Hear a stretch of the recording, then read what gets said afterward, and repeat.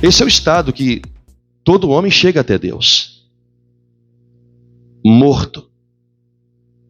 Na melhor palavra de Paulo, morto nos seus delitos e nos seus pecados. Assim, cada pessoa chegou e tem chegado até Deus. E todas essas pessoas, elas querem algo comum. Elas querem o reino de Deus. Elas querem entrar no reino de Deus. O problema é que elas querem entrar no reino sem ter condição de viver nele. Sem ter condição de fazer parte dele. Não é o desejo pelo reino de Deus que tem que estar incandescente no coração da igreja, mas sim o desejo de obter a vida eterna. As pessoas estão buscando o reino de Deus, como disse, sem ter condição de viver nele. Porque o reino de Deus, ele é eterno. Se o homem não receber a vida eterna, ainda que Deus o coloque no reino, ele morrerá por não ter a vida eterna. Se Deus pega uma pessoa e coloca lá, olha, você quis vir no meu reino, eu vou te conceder a graça de entrar nele. Mas você não vai poder permanecer nele. Porque você não buscou, você não deu atenção ao que era importante quando você estava lá no mundo. Receber a vida eterna. E é isso que tem acontecido na maioria das pessoas dentro das igrejas. Elas estão sim em busca do reino de Deus, não posso negar, mas elas não estão em busca da vida eterna, porque acham que entrar no reino é ter a vida eterna. Claro, porque Deus não vai colocar ninguém lá que não a tenha, mas o que eu quero trazer aqui de início para a igreja é que o foco ser o reino sem ter a vida eterna é um foco errado. Porque você vai lutar para entrar no reino de Deus, mas não vai buscar pela palavra de Deus o que pode te dar a imortalidade. É sobre isso que tem a ver também a pergunta: por que você quer ser perdoado? Mas como eu disse, eu vou falar sobre isso um pouco mais para frente. O apóstolo Paulo, ao falar da vida eterna, ele disse assim em João, não o apóstolo Paulo, o Senhor Jesus disse assim: e a vida eterna é essa, João 17:3, que te conheçam a ti, o único Deus verdadeiro, e a Jesus Cristo, a quem enviaste. Aqui está a definição do que é a vida eterna. A vida eterna é conhecer a Deus e conhecer o Senhor Jesus. Conhecer a Deus e conhecer a Cristo não é saber o seu nome, não é saber da sua existência.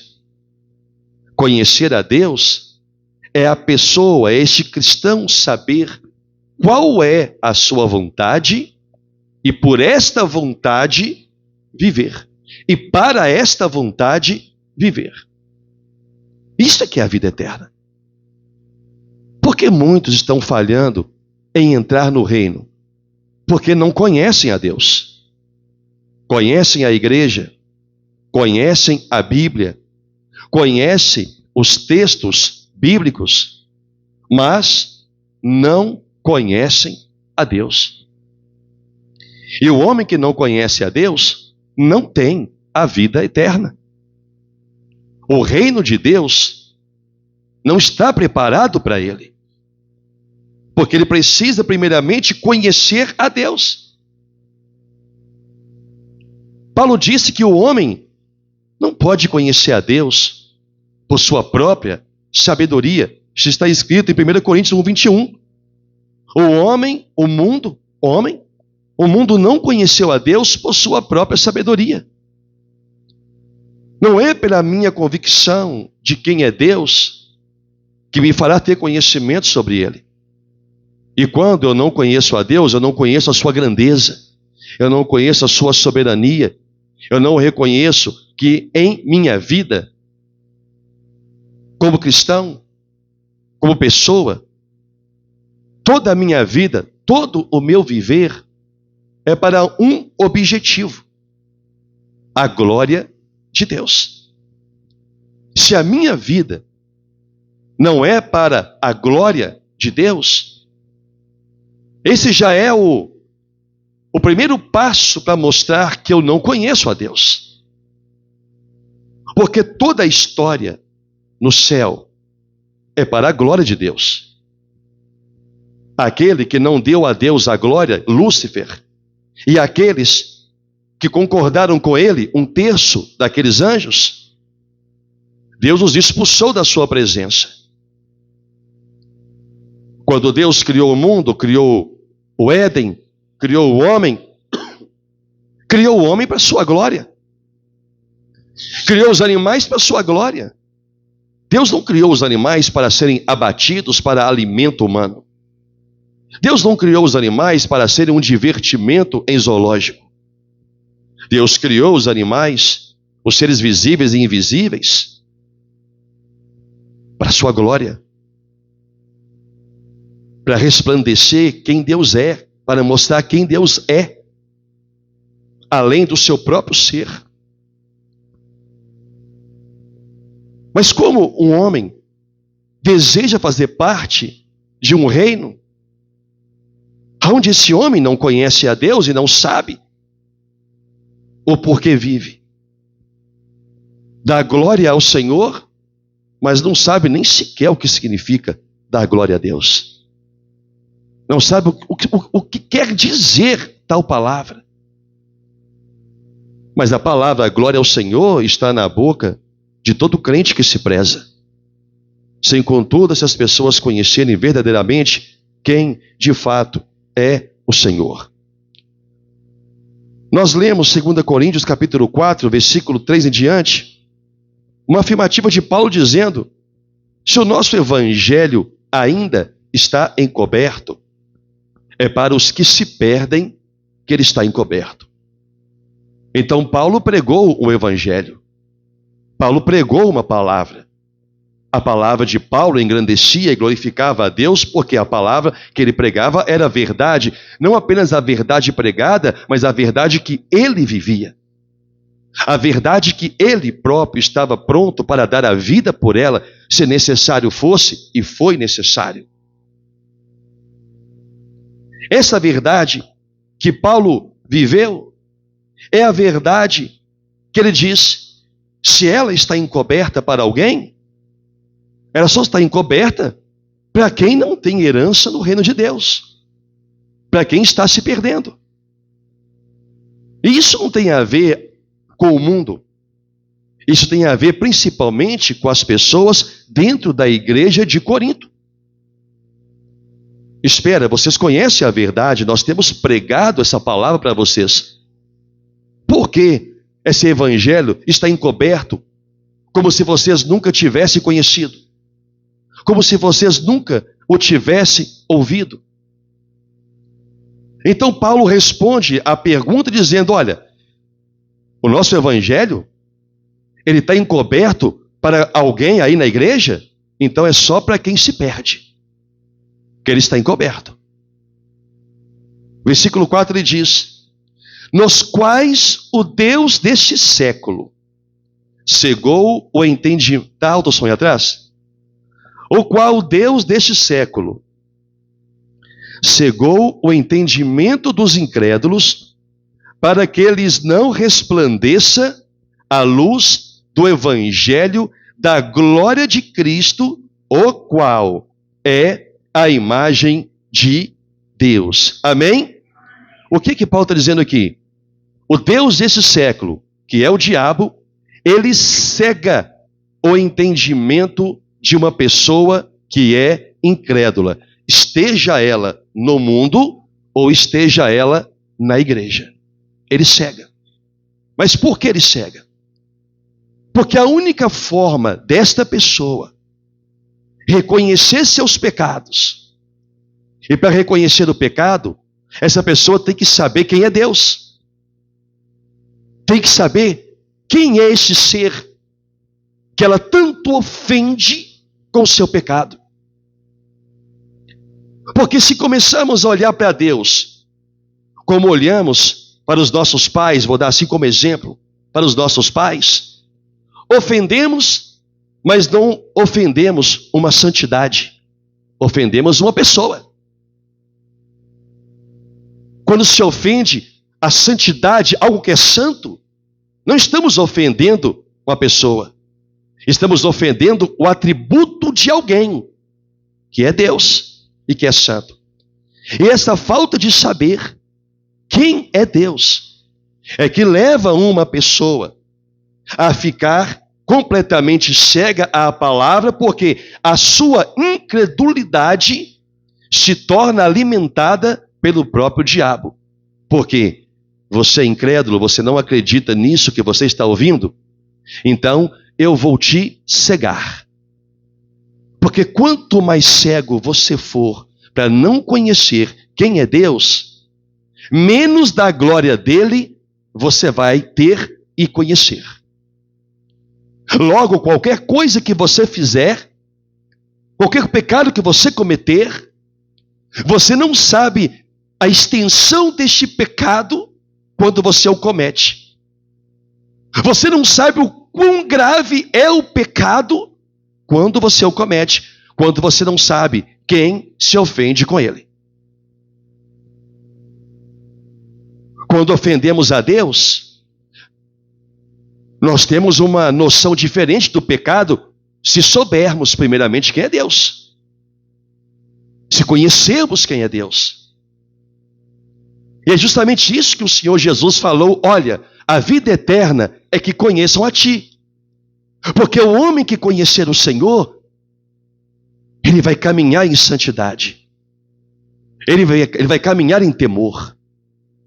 Ele vai caminhar porque o caminho que ele está percorrendo é um caminho santo. Ele te conhece. Este homem fará de tudo para não causar uma ofensa ao Senhor, meu Deus. Então o Senhor Jesus, orando, diz: Senhor, Pai, a minha oração é para que eles conheçam a Ti, a vida eterna, e ao Seu Filho, a quem enviaste. O diabo tem conseguido cegar as pessoas porque elas se tornaram, primeiramente, incrédulas. Segundo, elas se tornaram adeptos de evangelho segundo o homem, e não o evangelho segundo a Cristo. O evangelho segundo o homem enaltece o homem, suas necessidades e suas prioridades. O evangelho segundo Cristo enaltece a Deus e a sua glória. Compreende a diferença? A questão é qual evangelho você tem seguido. Qual evangelho tem guiado a sua vida? Nós estamos em um processo muito falado de diversas maneiras, que é o processo de chegar ao final de todas as coisas, ao final de tudo, ao final do mundo. Mas do que adianta nós estarmos na expectativa do final do mundo, se a nossa própria vida tem uma expectativa de estar destruída por causa do pecado, pela ausência do conhecimento do Senhor? Muita coisa está acontecendo na vida das pessoas incrédulas ou aquelas que pseudas cristãs, mas não está acontecendo um novo nascimento em suas vidas, não está acontecendo o processo de se tornar cidadão dos céus, porque o diabo tem colocado cegueira nos seus olhos. E Paulo diz que nós não desprezamos os desígnios de Satanás. A cegueira, ela é permitida por Deus quando há descrença. E quando é que há descrença? Quando o evangelho permanece ainda encoberto. Por mais que ele seja pregado, é como se houvesse um manto em cima dele, perante a mente e os olhos de quem ouve. E não há um retrato mais terrível do que isto, do que alguém ouvir o evangelho e Paulo dizer: olha, se está encoberto para você, eu lamento muito. É porque a sua alma é das almas que se perdem. É como se Paulo falasse: eu não tenho muito o que fazer por essas pessoas que estão aí na igreja de Corinto, que o evangelho ainda não resplandeceu nos seus olhos. Por que ainda estão cegas? Por que o diabo ainda tem o poder de colocar uma cegueira nas suas mentes, nas suas consciências? Isso é uma pergunta de Paulo, indireta. Como que é possível vocês ainda não compreenderem, não conhecerem a Deus? Como é possível vocês ainda não terem obtido a vida eterna? Porque uma pessoa que está cega, ela ainda caminha em trevas. Ela ainda caminha na escuridão.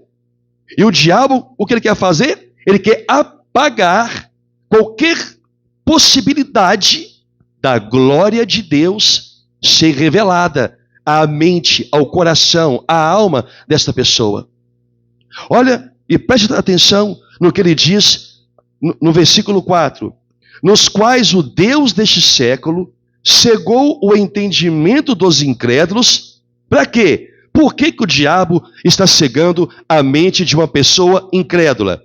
Para não resplandecer a luz do evangelho da glória de Cristo, o qual é a imagem de Deus. O diabo cega uma pessoa para que ela não conheça a glória de Deus. Para que ela não saiba o que significa isto. Porque a glória de Deus é Cristo. Cristo é o viver da palavra. Cristo é quando o homem ele se arrepende de todo o coração. Deus então se revela a esta pessoa. Mas quando permanece incrédulo à palavra, por tradição, por religião, eu sigo esta religião, ou por simpatizante, não, eu simpatizo com esta religião, isto não significa absolutamente nada para Deus no que diz respeito à vida eterna. Porque você pode ser simpatizante de qualquer coisa, até mesmo de Deus, mas se o evangelho continuar encoberto para você, você é daqueles que se perdem. É daqueles que não há o que fazer para salvar. Porque o diabo pega a sua incredulidade, a incredulidade desse tipo de pessoa, e venda os olhos. É como se houvesse alguma possibilidade da pessoa incrédula passar a vir. Então, no momento que ela ouviu a pregação da palavra, por isso Paulo começou dizendo, se o nosso evangelho, então é um evangelho próprio, que é o evangelho de Cristo. Então não é qualquer evangelho. Se o nosso evangelho está encoberto, aí vem uma resposta. É para os que se perdem que ele está encoberto. Porque o Deus deste século, ele cegou o entendimento do incrédulo. Então o que Paulo está dizendo? Ele está encoberto porque essas pessoas têm sido incrédulas. Elas não estão acreditando no que nós estamos falando. Elas não estão acreditando no que nós estamos pregando. Então o Deus deste cego, que é o diabo, ao saber que ela é incrédula, ele vai fazer a única coisa que ele pode para impedi-la de ter a luz do evangelho em algum momento da sua vida. Ele venda os olhos dessa pessoa. O que é isto? Ela é incapaz de reconhecer que ela faz parte do grupo dos perdidos. Ela é incapaz de reconhecer o seu estado de uma pessoa morta, de uma pessoa que não tem Deus. Ela tem o nome de Deus na sua boca, ela tem a palavra de Deus na sua casa, ela tem as orações de Deus nos seus lábios, mas ela não tem o Senhor. A cegueira que o diabo coloca na vida da pessoa é de fazer ela estar convicta de que não há nada errado na sua vida. E é o diabo que faz isso. É ele que tem feito isto. Iludido, ludibriado, colocado um falso cristianismo no coração das pessoas e elas estão satisfeitas com isto. Mas de fato não poderia ser diferente. Porque essas pessoas ainda estão em trevas. Entenda isso. Uma pessoa que ainda está cega para o evangelho, ela ainda está nas trevas. Não importa que rituais bíblicos ela tenha participado, como confessar Jesus, como batismo nas águas, não importa que rituais bíblicos, que por quais rituais bíblicos ela tem passado, ela ainda está nas trevas, porque ela não compreende o que é a glória de Deus. Mas isso é o retrato de muita gente, irmãos. Isso é o retrato de muita gente. As pessoas estão aglomeradas dentro das igrejas e elas não sabem, de pastores a membros, não sabem, não conhecem o que é a glória de Deus. Não sabem que o evangelho, como disse o apóstolo Paulo, é a glória de Cristo, que é a imagem de Deus. Se eu tenho o entendimento do que é o evangelho, a palavra que eu tenho que viver, é a glória de Cristo, que é a imagem de Deus. Então, quando eu vivo o evangelho, quando eu obedeço, quando eu pratico aquilo que eu tenho aprendido, sem reserva, sem resistência, sem me sentir obrigado a ter que fazer, porque o evangelho, ele não traz uma escravidão. A palavra diz, para a liberdade foi que Cristo nos libertou, mas a liberdade de servi-lo de boa vontade. Eu vou fazer isso porque tem que fazer. É uma pessoa que está nas trevas. Ela faz porque tem que fazer. Ela obedece porque tem que obedecer. A presença de Deus na pessoa do Espírito Santo não está em sua vida. Está dando para poder compreender? A nossa condição, antes de chegarmos a Cristo, é de cegueira. E o que liberta o homem dessa cegueira? É o versículo 6. Olha o que diz o versículo 6. Porque Deus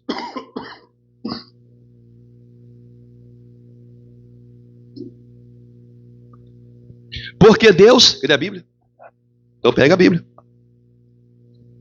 Porque Deus que disse, das trevas resplandecerá a luz. Ele mesmo resplandeceu em nosso coração, para a iluminação do conhecimento, leia comigo, da glória de Deus na face de Cristo. Observa o que Paulo está enfatizando, o conhecimento da glória de Deus na face de Cristo. É isto que não existe na vida de muita gente, o conhecimento. Agora, o conhecimento não vem porque eu busco, porque Paulo diz, versículo 6, Deus que disse, das trevas resplandecerá a luz. Olha o complemento, Ele mesmo resplandeceu em nosso coração. Não é uma busca do homem, não é o homem que busca esta glória de Deus, é Deus que a faz resplandecer no seu coração. Neste momento, o homem sai das trevas e entra onde? Na luz. A mente dele, a alma dele é iluminada para conhecer a Deus, para conhecer sua vontade, seus preceitos, para conhecer a sua glória. Ele disse, Deus resplandece em nosso coração. É Ele que faz isto. Não é uma obra do homem. Não é uma obra da igreja. Esta é uma obra de Deus. Se Deus resplandece no seu coração, então você vai compreender a sua glória. Você vai conhecer a sua glória. Você vai sair das trevas para a luz. Agora, enquanto Deus não se revelar no seu coração, você continua nas trevas. Você, a pessoa. Enquanto Deus não se revelar no coração do homem, este homem continua nas trevas. Ele pode estar dentro da igreja, mas ele caminha nas trevas, não na luz de Cristo. Por isso que não depende de quem quer ou de quem corre, mas de Deus usar a sua misericórdia. Porque se dependesse apenas do homem buscar a Deus, o homem o buscaria se o conhecesse. Mas o homem não conhece. Agora, entre estar cego e agora está iluminado, existe o versículo 5. Olha o que diz o versículo 5.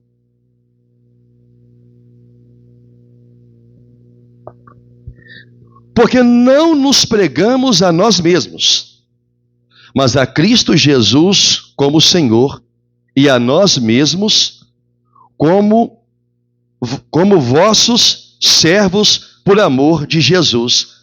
O que está entre a cegueira de uma pessoa e o resplandecer da luz de Deus são os pregadores do Evangelho. Essa é a transição das trevas para a luz. É passar pela pregação do Evangelho. Por isso a pregação do Evangelho é um grande bem que Deus deixou ao mundo. Discípulos para pregar o Evangelho. Por que Satanás tem deturpado o Evangelho ao longo dos anos? Porque Evangelho errado é Evangelho errado. Mas como Paulo mesmo disse, o qual não é outro Evangelho, senão que há alguns que querem perverter o Evangelho de Cristo. Porque não é uma segunda Bíblia que é pregada no mundo, exceto das seitas. As seitas não são preocupantes para a igreja. A seita é uma preocupação para quem segue. Porque toda seita não tem a Bíblia. Toda seita tem a sua Bíblia própria. Tem a sua Bíblia própria. Como os adventistas, os testemunhos de Jeová, dentre outros. Jeová ainda vai lá. Só distorcem a lei e a graça. Mas você vai pegar outros, eles não seguem a Bíblia como única regra para a vida cristã. A igreja segue. Então o evangelho distorcido é distorcido para quê? Para poder contaminar o coração da igreja, a fim de que aqueles que têm ouvido a pregação da palavra não resplandeça a luz do evangelho nos seus corações. Eles ainda continuam como? Incrédulos. Porque se você segue uma doutrina errada, você se torna uma pessoa incrédula à verdadeira. Deu para entender? Sim ou não? Se você segue um ensino errado e acredita nele, e você é irredutível em reconhecer, quando pregado a palavra, que aquilo está errado, você se torna um incrédulo. Aí Paulo diz, se o nosso evangelho está encoberto para você, é porque você vai se perder. Então o diabo pega que você está sendo incrédulo à verdade, cega você, para quê? Para que a luz do evangelho que pregamos, o qual é a glória de Cristo, que é a imagem de Deus, não comece a acender uma chama de esperança no seu coração, a qual chama o Senhor usa para resplandecer a sua própria presença no homem. Deu para entender o que eu estou dizendo, igreja? Esse é o poder do evangelho. Mas o homem que não conhece a glória de Deus, ele não a busca. E tudo em nossa vida é para a glória de Deus. O Senhor Jesus fala da parábola do semeador. Semeador não. A parábola do tesouro escondido. O que diz a palavra? O que diz a parábola?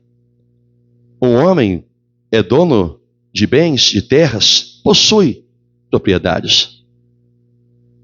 Em um determinado dia ele passa por uma terra, a qual terra ele passa, sempre passou todos os dias, mas um dia específico, ele passa por aquela terra, ele descobre algo que até então ele ainda não sabia. Há um tesouro ali escondido.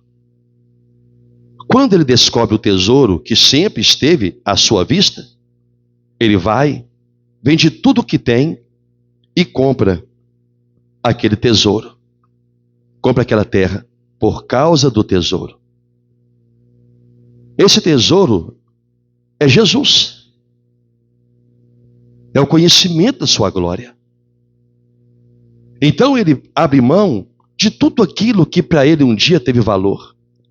Eu quero chamar a atenção para duas coisas nessa parábola. A primeira, a terra sempre esteve ali, só que ele nunca deu valor a ela por não saber o que ela continha.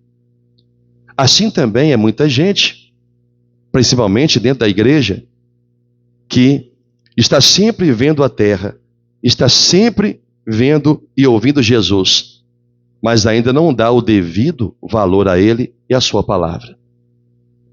Esse tesouro continua escondido, mesmo estando sempre à vista, estando sempre diante dos olhos dessa pessoa. Mas ela não consegue valorizá-lo. Ela não consegue, ela não está disposta a abrir mão de nada para ter esse tesouro que é Jesus. A parábola fala sobre ele, sobre o seu reino. O que é que estamos dispostos a abrir mão para ter o reino de Deus? Nada, se nós não tivermos o conhecimento da glória de Deus na face do Evangelho. Nada, se Deus não resplandecer em nosso coração a sua luz. Porque uma pessoa que está nas trevas, ela não consegue ver e dar valor ao que é importante. Ela dá valor àquilo que é superficial, ou àquilo que é relevante para a sua vida neste mundo. E o Senhor Jesus nos deixou a mensagem dizendo que a vida do homem não consiste na abundância dos bens que ele possui, mas sim da riqueza que ele acumula no céu para com o seu Deus. A parábola do tesouro escondido é justamente isso. É Deus falando, olha, o que você não está dando valor, vai resplandecer luz para a sua vida. A pedra angular que os homens não dão valor é a principal pedra da construção da vida, que é Cristo. Agora, o que me assusta no tempo de hoje não são as pessoas lá fora não buscarem a Deus, mas são aquelas que estão dentro da igreja ainda não terem conseguido encontrar esse tesouro. Ainda não terem conseguido encontrar Cristo. A única porta de esperança que ela tem para a vida eterna. Mas como disse, as pessoas querem o reino de Deus, sem contudo obterem a vida eterna. E o homem que não tem a vida eterna, do que adianta, ainda que fosse possível, Deus colocá-lo no seu reino?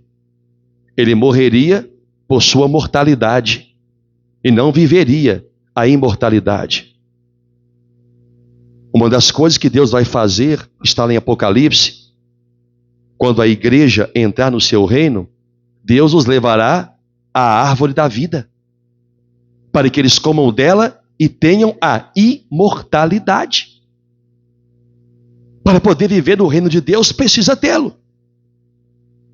E o reino de Deus, a vida eterna, está em conhecer a ti e a Jesus. Quanto menos uma pessoa conhece a Deus, mais perto do inferno Ela está. Porque o conhecimento de Deus é a vida eterna.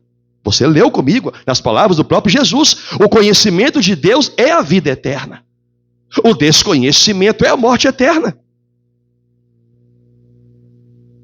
Eis o motivo por qual tanta gente que é evangelizada, que ouve o evangelho está encoberto. Elas não mudam, porque para poder mudar, Deus tem que se revelar no coração delas. Deus tem que iluminar o coração delas. A esperança é: das trevas resplandecerá a luz. E Deus mesmo resplandece em nosso coração. Aí é que está o problema, irmãos. Deus resplandeceu no seu coração para você poder entender, para você poder dar valor ao evangelho. Porque o homem cuja vida não foi iluminada por Deus ainda é um homem morto. Então nada que ele saiba que glorifica a Deus é do interesse dele viver e fazer. Ele não perdoa, porque isso não é do interesse dele, é do de Deus, mas não é do dele. Ele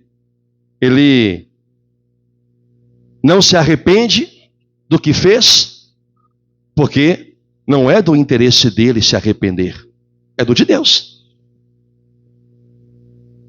Ele não oferta a Deus, porque não é interesse dele fazer isto. É interesse de Deus. Ele não devolve a Deus o dízimo, e se devolve é só se for dízimo pequeno. Se for dízimo que gera 1.000, 2.000, 3.000, 15.000, 30.000, 100.000, esquece. Ele não faz isto. Por quê? Porque isso é para a glória de Deus. Ele não está disposto a glorificar a Deus com isso, porque é dele, é dela. Ele não evangeliza, porque isso não é do interesse dele. Ele não prega a palavra, não ensina, porque não é do interesse dele. Ele não a vive, porque não é do interesse dele, salvo as mensagens que ele simpatiza. Esse é um homem que está caminhando nas trevas e que Deus ainda não resplandeceu no seu coração. Irmãos, quando Deus ele entra na vida de alguém, a vida dessa pessoa é outra. Não é a mesma vida. Nós estamos falando de Deus. Nós não estamos falando da presença de uma pessoa, que a presença dela faz a gente mudar, mas é só a presença. Nós estamos falando de alguém que diz que vem e ilumina o seu conhecimento em nós. O conhecimento que vem pela pregação do Evangelho, quando nós não somos incrédulos a ele. Agora, se o Evangelho ensina, prega, fala, ele está encoberto, meu Deus, Deus manda uma mensagem. Olha, é porque você está se perdendo. Então isso, eu não quero ver apenas como uma mensagem imperativa, mas sim uma advertência. Se você não está acreditando no que estão sendo pregado para você, e você não está mudando, o seu coração é ruim, é maligno, é perverso, ei, você está se perdendo. E o diabo vai cegar você, para que não haja nenhuma possibilidade da minha glória ser revelada perante os teus olhos. Quando conhecemos a glória de Deus, meu irmão, eu não estou pregando sobre a glória de Deus. Se Deus me der graça, eu ainda vou pregar sobre isso. Ainda não estou pregando. Mas sabe o que é a glória de Deus? Resumindo, é aquela que Deus disse para Moisés. Moisés insistiu, eu quero ver o Senhor, eu quero ver. E Deus quis atender a oração dele e disse, olha, você vai me ver. Entra nessa fenda e eu vou passar. Você não vai ver a minha face. Porque o homem que vê a minha face, ele morre. Mas eu vou passar e eu vou tapar os teus olhos. Olha que lindo isso. Por que Deus foi tapar os olhos dele? Bastava o Senhor dizer, bastava o Senhor falar. Você fica com o olho fechado. A hora que eu falar, você abre o olho. Mas por que Deus disse, eu vou colocar a minha mão nos seus olhos? Porque Deus sabe que nós temos um ímpeto de curiosidade. Acredito que tenha sido por isso. Então Deus disse, eu vou colocar, para garantir que você não morra, eu vou colocar minha mão na frente dos seus olhos. Quando eu retirar a mão, você pode me ver. Você vai ver a minha glória pelas costas. Isso é a glória de Deus. É algo que tem que ser temido, respeitado. Quando você sabe o que é Deus, quem é Deus e como Ele tem que ser glorificado, que tudo o que Deus faz é para a sua própria glória. Há duas direções para isso. Primeiro, o homem vive para glorificar a Deus. É a primeira coisa. E segundo, Deus também faz as suas obras para que Ele mesmo seja glorificado.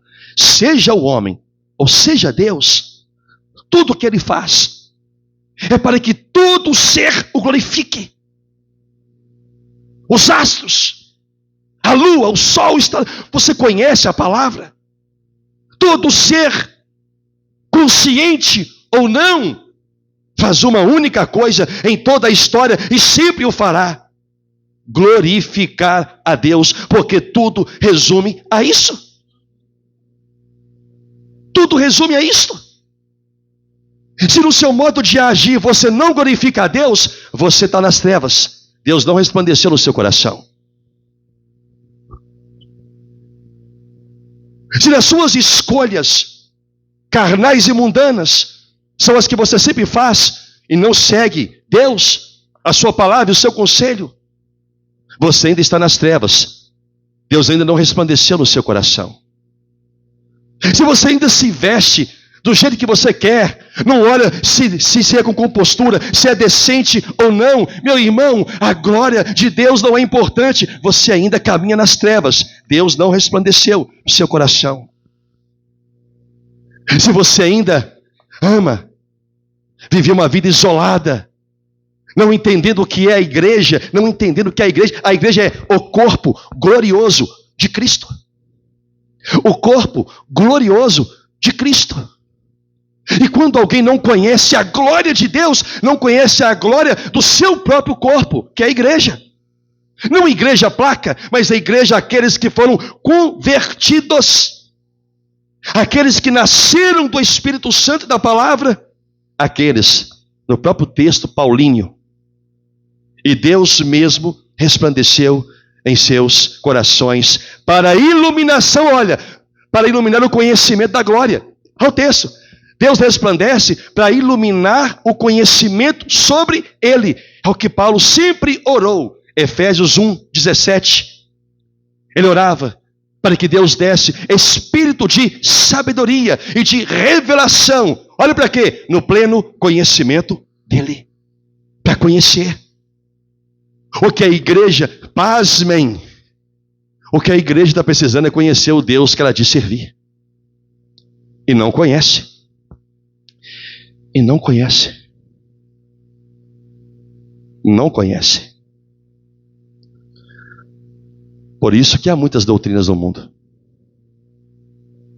Há muitos segmentos no mundo. Sabia que você faz parte de um segmento do mundo? Ainda vai chegar o tempo, se Deus permitir, de eu ainda te falar qual é. Mas você segue. Se você é membro da pacentar de Deus, você segue. Você professa a fé a um segmento de doutrina que há no mundo.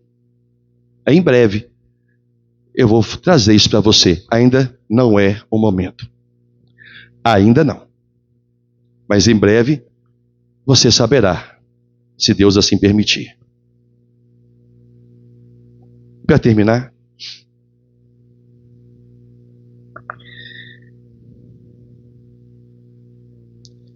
por que você precisa de perdão? Essa é a pergunta. Ah, eu preciso de perdão? Eu vou usar um exemplo que eu ouvi de um pastor. Eu achei muito interessante porque ele usou o próprio exemplo dele. Eu não me lembro eu não me lembro o que ele fez. Ele fez alguma coisa que magoou ou chateou a sua esposa. Depois ele sabia que ele estava errado. Aí passou umas horas, ele foi até ela para pedir o perdão. Aí ele disse assim para as pessoas: por que você acha que eu fui pedir perdão a ela? Porque eu queria que a minha esposa continuasse cuidando da minha casa? Porque eu queria que a minha esposa não me negasse a relação sexual? Por que eu fui pedir perdão à minha esposa? Se ele se perguntando. E quaisquer dessas coisas diz respeito à própria pessoa. Ah, não, eu vou pedir perdão porque eu quero ficar com a minha consciência tranquila. É assim que muitas vezes, ou quase sempre, nós vamos pedir a Deus perdão. Porque nós queremos estar com a consciência tranquila com Deus. Usamos a expressão: quer estar com o meu coração? Não, você sabe. Se você não souber, eu simplesmente paro a mensagem. Eu quero estar com o meu coração? Com o meu coração? Você sabe, então por que não responde?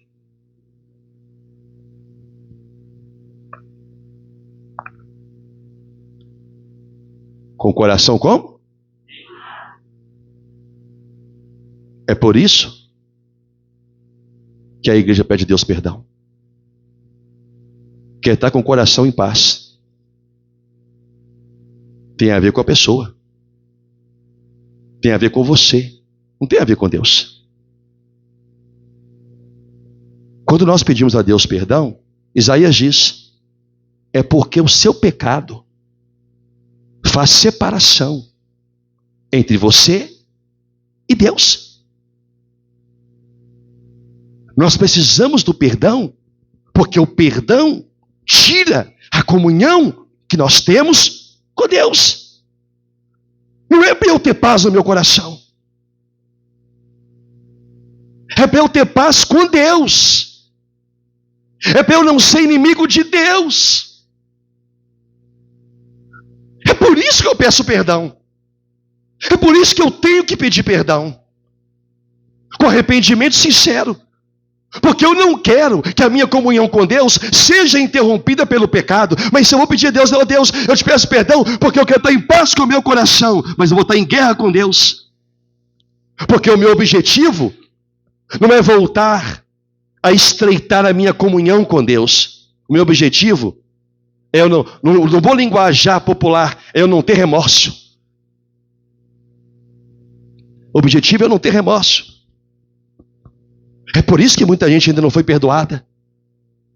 Porque o perdão que pedem não tem a ver com reconciliação com Deus.